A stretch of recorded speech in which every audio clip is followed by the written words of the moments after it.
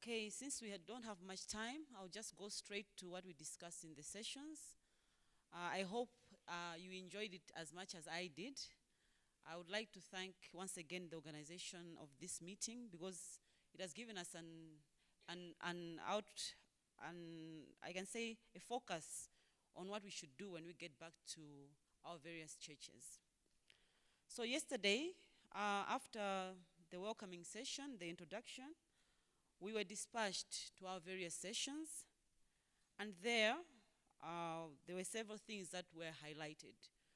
So I'll just highlight the issues that are the main messages to take home when we leave this place.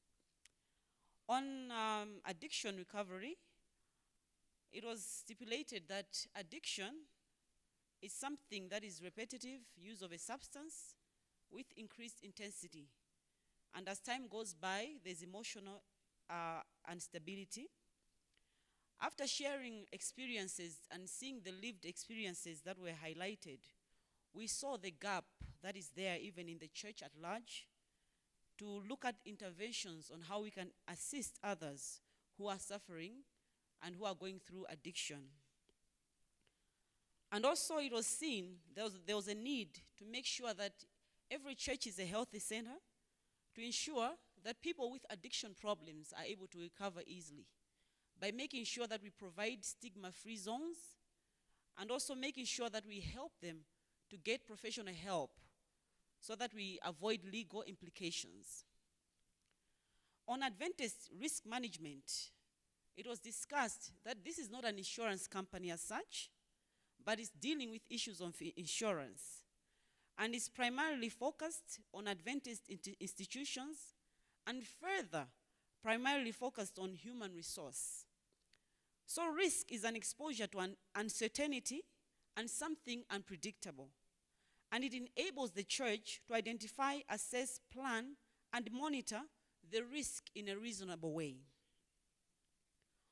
On governance, it was discussed that the church it has an organizational structure and several tools are used, namely Adventist fundamental beliefs, constitutional and bylaws, as well as church manual. And also dynamics of church governance, which includes roles and responsibilities, were also covered.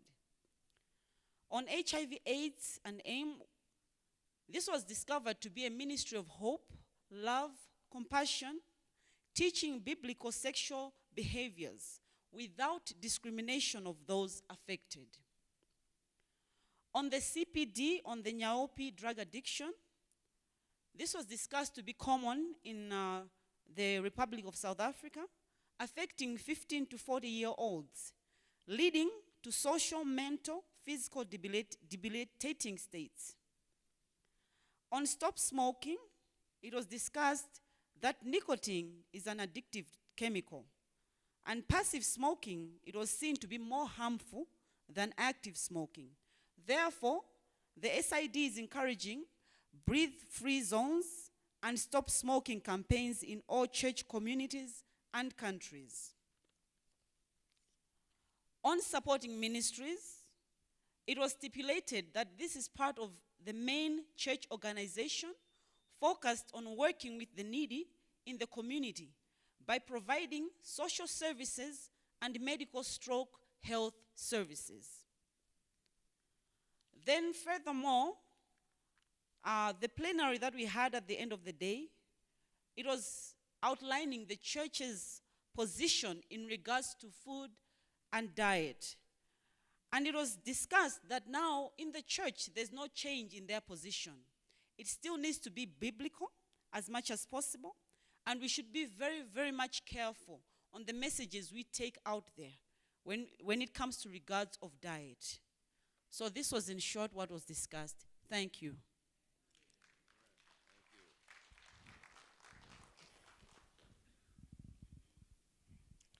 Thank you, madam.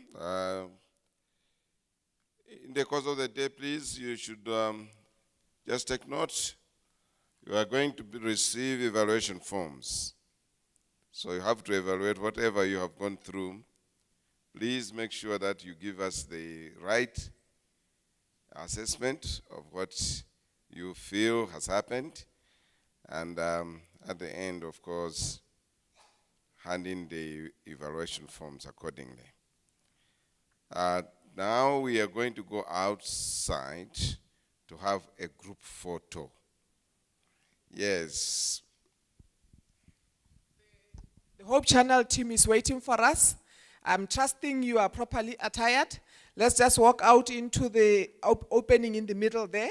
That's where they are going to take a group picture and they'll guide us. From there, then you come and take your teas and go to your respective classes. The rooms are as they were yesterday. Remember, we have